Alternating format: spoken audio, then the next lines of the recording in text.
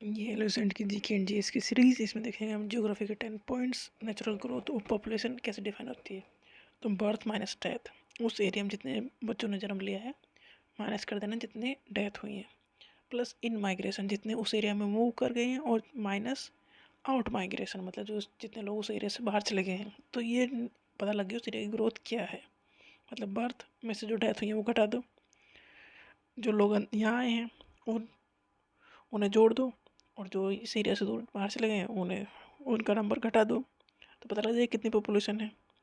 3 component कौन से हैं पॉपुलेशन चेंज के? पहला है बर्थ, डेथ और माइग्रेशन। मतलब माइग्रेशन का मतलब इंसान एक जगह छोड़ कर दूसरी जगह चले जाते हैं। तो जहाँ से गए हैं वहाँ तो पॉपुलेशन कम हो गई, और जहाँ पर पहुँचे वहाँ ज़्यादा हो गई। तो ये भी एक फैक्टर है। और बर्थ और डेथ तो है ही है। इमिग्रेशन मतलब migrant who move out of a place, दूसरी जगह चली गई। और इमी वो है जो दूसरी जगह से वहाँ पर आ गए।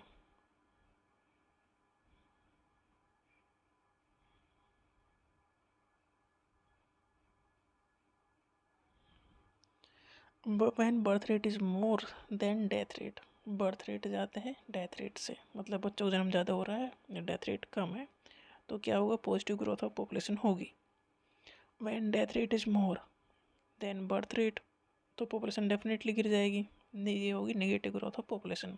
मतलब डेथ रेट ज़्यादा हो रही हैं, ज़्यादा लोग मर रहे हैं, बर्थ कम हो रहे हैं, तो पॉपुलेशन तो कम होगी।